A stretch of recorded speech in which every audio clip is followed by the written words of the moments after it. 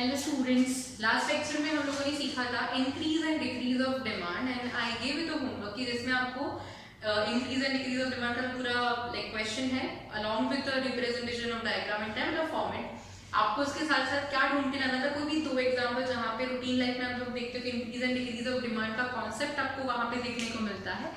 सो या I hope you have done your homework properly and now we will move to the next concept which is individual demand and market demand। अभी तक हम लोगों ने जितना भी इकोनॉमिक्स समझा ना, उसके सारे कॉन्सेप्ट जैसे कि वो सारे इजी टू अडॉप्ट है, ठीक है। पर जैसे मैंने आपको डे 1 बोला था इंट्रोडक्शन के लेक्चर में कि हम सारे ऐसा है कि हम लोग इकोनॉमिक्स के कॉन्सेप्ट्स को अपनी डे टू डे लाइफ में हर रोज यूज करते हैं, but we just don't know कि हम लोग इसके कॉन्सेप्ट्स को अप्लाई कर रहे हैं, ठीक है। अब आपको मैं एक सिंपल क्वेश्चन समझाती हूँ इसका शुरू करने से पहले कि फॉर एग्जाम्पल मैं हूँ, ठीक है, और मेरे को हम लोग लेते हैं मैं मार्केट में से ना, मतलब जब भी प्राइस वगैरह जो होता है वो फ्लक्चुएट होता है, तो उस हिसाब से मेरा सैनिटाइजर का डिमांड वेरी करता है, ठीक है।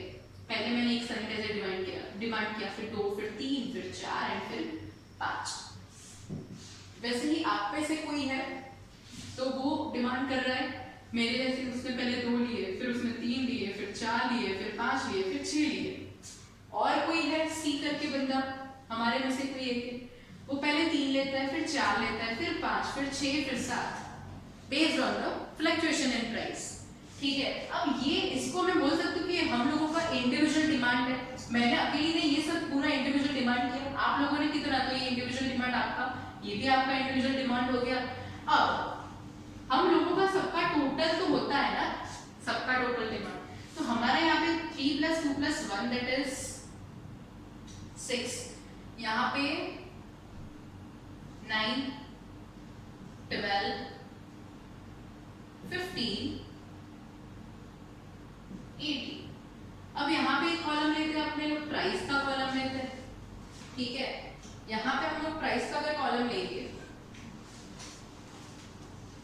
तो दैट इज, पहले मान लो कि पहले इसका प्राइस ना 10 रुपए था, अब 10 रुपए से कम हो के 8 हो गया, फिर 6 हो गया, फिर इसका प्राइस 4 हो गया, और फिर इसका 2 हो गया। और जैसे जैसे प्राइस कम हो रहा है ना, तो हम लोग उसकी डिमांड बढ़ा रहे हैं। हम लोगों ने कॉन्सेप्ट तो पढ़ा है ना, लॉ ऑफ डिमांड का, ठीक है। अब उसकी डिमांड हम लोग उस हिसाब से वेरी कर रही है। अब समझ लो कि आपने पूरा concept of individual demand and market demand इतने टेबल में से ही पढ़ लिया। यस, जो हम लोगों की ऐसी जो इंडिविजुअल एक इंसान की जो डिमांड होती है that is called as individual demand, और इसका जो टोटल होता है, टोटल जो डिमांड बनती है हम हमारे जैसे सारे लोगों की इकट्ठी होके, उसको बोलते हैं market demand. Clear to understand and very easy to understand, right? Okay, so now आपको ये सारी चीजों को सिंपली ग्राफिकल फॉर्मुलेशन इसका दिखाना है। यहाँ पे हम लोग देंगे ए वाले का पूरा कॉलम, प्राइस और ए की डिमांड, ठीक है। यहाँ पे हम लोग ले रहे हैं डिमांड, यहाँ पे हम लोग ले रहे हैं उसका प्राइस x, y, ओके। अब इसका प्राइस हम लोग यहाँ पे डाल रहे हैं,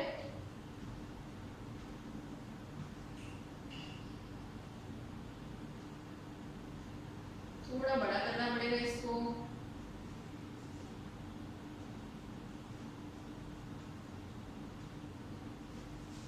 इतना इनफ है।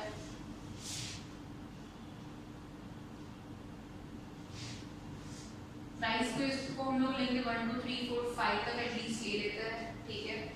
यहाँ पे जब इसका प्राइस 10 रुपीज है, डिमांड कितनी है एक पीस की, 8 रुपए होती है, डिमांड कितनी हो जाती है 2 पीस, 6 रुपए डिमांड 3, 4 डिमांड 4, और 2 रुपए पे डिमांड हो जाती है 5। Simply we have reached to the demand curve which is considered as D1, और इसको हम लोग क्या डिनोट कर सकते हैं, demand curve for person A. Same चीज अपने को बनानी है पर्सन बी के लिए। अब आपको इजी आ गया है कि हम लोगों को डिमांड कर्व कैसे बनाना है। एक्स एक्सिस पे what we will take demand, y axis पे what we will take price, यहाँ पे 0 अब डिमांड को बी के हिसाब से आपको लेना है, तो यहाँ पे बी की डिमांड को हम लोग लेंगे 1 2 3 4 5 एंड 6। इसका प्राइस क्या क्या हो सकता है? 2 4 6 8 एंड 10। जब 10 रुपए प्राइस है, डिमांड कितनी है? 2। 8 रुपए हो रही है तो डिमांड कितनी हो रही है? 3। अगर 6 है तो डिमांड कितनी जा रही है? 4। अगर 4 है तो डिमांड इसकी कितनी है? 5। और 2 रुपए पे डिमांड है 6, which is highest. Again we have arrived to the DD curve. इसको D2 बोल देंगे so that हम उसको आसानी से कंपेयर कर पाए। अब इसको हम लोग बोल सकते हैं demand curve for person B. Same तरीके से we will reach to the demand curve for person C. X axis, Y axis, demand on X and price on Y. यहाँ पे डिमांड को कहां तक ले जाने का है? 7 तक ले जाना है। 1 2 3 4 5 6 and 7. Price will be again same formation 2 4 6 8 and 10.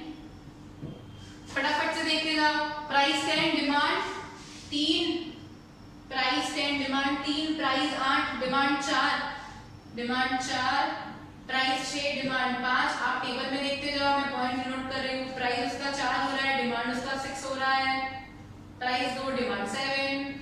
Again we have reached to the demand curve, which we will denote as D3 curve because it is a represent of demand curve for person C. Demand curve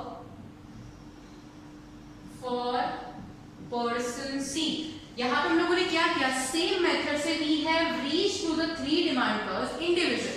पहले हम लोगों ने price और ए इतने column का हम लोगों ने यहाँ पे रिप्रेजेंटेशन, फिर प्राइस का कॉलम एंड बी का कॉलम डिमांड जो है उसका रिप्रेजेंटेशन, प्राइस का कॉलम सी का डिमांड, उसका तीनों का हम लोगों ने individual representation, that we consider as what? The individual demand. अब तीनों का जो टोटल है वो हम रिप्रेजेंट करेंगे यहाँ पे एक और कर्व में। Again X axis, Y axis, demand on X, price on Y.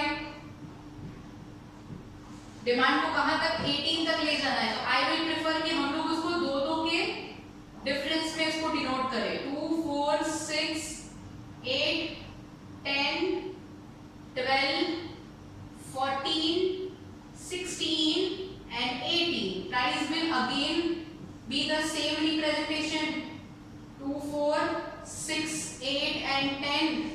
अब इसका जो प्राइस 10 है, डिमांड क्या हो रहा है? 6 हो रहा है। 10 पे डिमांड कितना है? 6 है। 8 रुपए प्राइस पे demand is 9. 9 will be somewhere in between 8 and 10. So यहाँ पे इसका रिप्रेजेंटेशन हो गया। 6 रुपीस प्राइस पे टोटल 12 है उसकी डिमांड। 6 रुपीस पे 12 डिमांड, 12 यहाँ पे हम इसको रिप्रेजेंट करेंगे। 4 रुपीस पे 15 डिमांड है, 4 रुपीस पे 15 somewhere between 14 and 16, and 2 rupees पे 18, 2 rupees पे highest which is 18. We have arrived to the demand curve which will be considered as DD curve, which is market demand. सारे individual demand का total that is market demand. अब market demand हम लोगों ने जो पढ़ा उसका फटाफट से एक बार एक्सप्लेनेशन देख लेते हैं हम लोग। The above schedule depicts the individual demands by consumers A, B, C. The summation of मतलब इसका total individual demand is shown as market demand. The individual demand curves are shown as demand curve of A, demand curve of B, demand curve of C in separate diagrams above, and the market demand curve is also shown in the separate diagram. The above diagram also depicts that all the three individual demand curves A, B and C consumers are downward sloping, and so the market demand curve is downward sloping. ये तीनों के तीनों जो market demand curve है वो downward sloping है, इसलिए हमारा जो ultimate market demand Sorry students, actually my battery just got died, and so like the remaining portion of the video couldn't get recorded, so like I'm recording this particular portion sitting at my home, so that's okay. Anyways, we are already done with the topic. So your homework is, आपको जो question आपको करवाया है individual demand and market demand, वो आपको properly उसका question का answer लिखना है, एंड आपको उसका ग्राफिकल रिप्रेजेंटेशन भी दिखाना है, एंड ऑल्सो एक एग्जाम्पल आपको खुद से बनाना है और मुझे दिखाना है होमवर्क में, ठीक है? Till then, good bye, take care of your self.